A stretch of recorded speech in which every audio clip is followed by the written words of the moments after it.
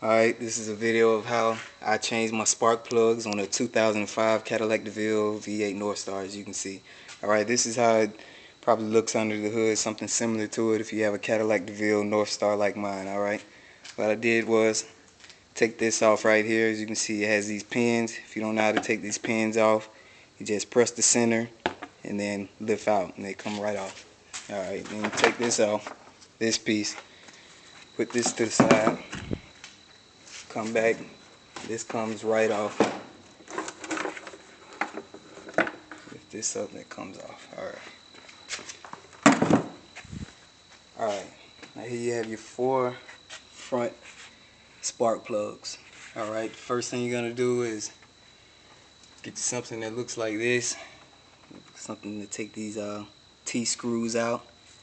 You see, T-screw. Alright, take those out. Once you take those out, this boot will loosen up a little bit, and then you get your screwdriver, press in right here with one finger, and you take your screwdriver, you can kind of just lift this boot and pry this off at the same time. Alright, that's easy. You do that 3 more times, and you'll have your front 4 boots off. Alright, move to the back because that's the hard part. Alright, when you first look under your hood, this hose will be connected right here. I have it loose because I've already been working on it. So what you're going to do is you get you some pliers and you grip this right here and you separate this hose from whatever this is. I don't even know what it is. But anyway, moving on. Alright, and once you do that, let's see. Let me get a light over here. Alright, the next thing you're going to do is you're going to see a screw. It's going to be a screw. It's hard to see with this light. Sorry about that. Alright, you can see your first screw right here in the front. Alright, and then if you look, right here in the back, there'll be another screw. Alright, you can't see too well. I only have 2 hands, but there'll be another screw back there that you should be able to see. Let's see if I can work it out a little bit. It's right back here. It's still attached to this black metal bracket, so you should be able to see it. So that's 1, 2 screws right there. Then you come over to the right side, and as you can see, there's another screw that would be right here, right where that hole was. Alright, once you take those off, it'll loosen the bracket up a little bit, but that's considered to be the easy part. The hard part is getting to this hose. I guess it's a vacuum. I don't know what this thing is, but this silver piece right here runs all the way down the back. Oh, it's hard to see back in there. Gotta work with me, trying to help out anybody that may not know how to do it, but I only have 2 hands, so. Alright, let's move this hose. Alright, as you can see, 1 screw down there, or whatever it is sticking up. Now there's going to be a washer that bolts this piece right here down. It's 1 on this side, and then it's going to be another one just left to it on the other side of the hose. So it's 2. It's 2 washers. Or not washers, whatever it is. Nuts. That's what it is. Nuts. It's not a washer. It's nut. It's this right here. Take those 2 off. Now I'm going to show you how to take those off, because like I say, that is the hard part. What you do is you just get you a couple of extensions. Just use a regular old cobalt set. Get you a couple of extensions like so, and you connect them. You connect these,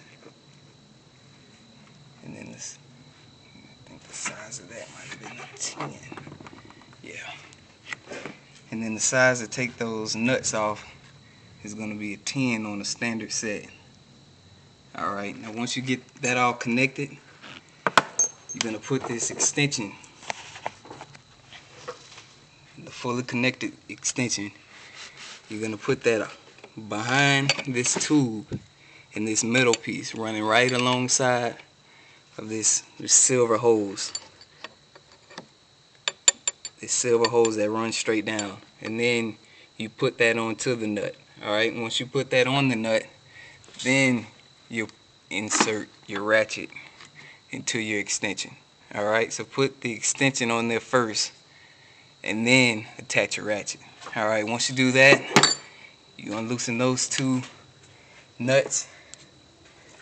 Then you'll take this bracket, because it's loose because you took out the 3 screws, and then the 2 nuts off of this metal. I think so. Anyway. And then you just put this off to the side.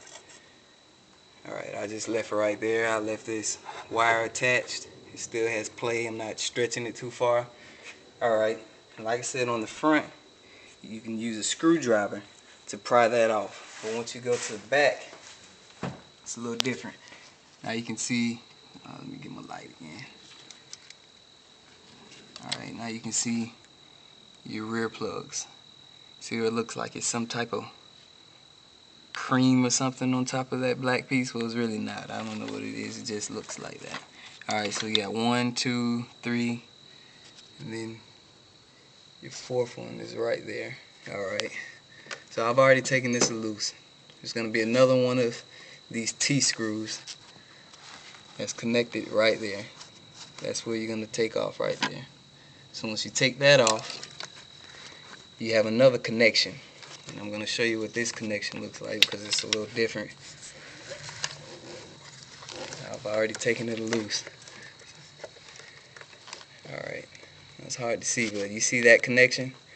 Now all you do is lift this part and it detaches from your boot.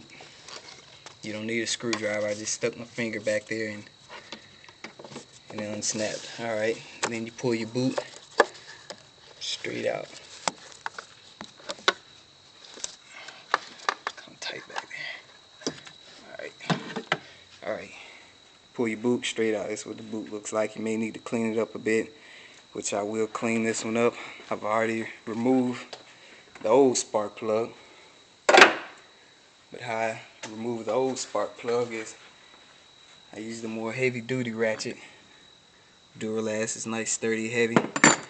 And on the end, I connected an extension.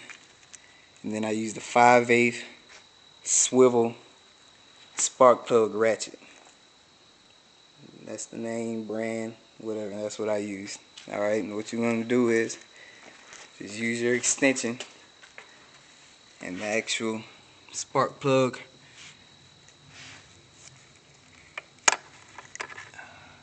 And what you're going to do is you insert it into the hole. I can't see. Alright, now once you get it in there, you push down on it just to make it secured on the spark plug. And then you get your ratchet and then you loosen it up. Now what I recommend, like I say, it's not a how-to, but it's what I recommend doing is get a breaker bar. Something other than a ratchet. Even though this is a heavy duty ratchet, I had to use a whole lot of elbow grease just to get that spark plug out of there. And some people recommended using PVE Blaster and WD-40 and all that other stuff, but I wouldn't recommend doing it because I'm not spraying anything into those spark plug housings. Alright, so once you do that, take your spark plug out and I'll show you what I did. Let's see. Some professionals may have other suggestions, but here's your spark plug, AC Delco. When you take your old spark plug out, look at your new spark plug and make sure the numbers coincide with each other. You can't see it, but on the box, AC Delco, it says 41987, the brand that I'm using. Alright, and what I did was I used this anti-seize thread magic. You can find it at AutoZone or whatever. It's always by the checkout. And I put it around the edges of this right here. The edges of the grooves on the spark plug. That's what I did. Alright, the next thing that I did was I used this. the boot protector. And and as you can see, it shows you, it says apply here, it shows you where you're supposed to apply it on your boot. And I just applied a small coating to each. Alright, now once you do that, you take your spark plug.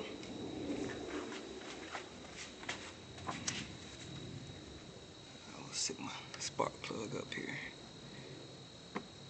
Alright. Of course, this extension would have already be out of there. But take your spark plug and you insert it into the spark plug remover. And once you do that, it's gonna be hard. Let me show you.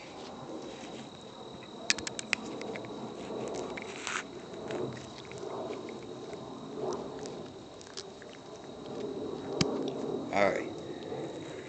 That's how it looks. Now you can press the spark plug into the spark plug remover and it holds it pretty secure. Secure enough where you can just reach back here without holding the spark plug and insert it back into the spark plug housing. Alright, once you do that, like I say, this is another recommendation that I have, is use a torque screw or torque wrench, whatever you call those things. So you torque it to the proper specifications. But what I did was, since I didn't have a torque wrench, I just tighten it by hand. Tighten it by hand. Alright, once it gets tight enough, took my wrench and I just slightly tightened it. When I say slightly, I mean slightly. Not much resistance at all.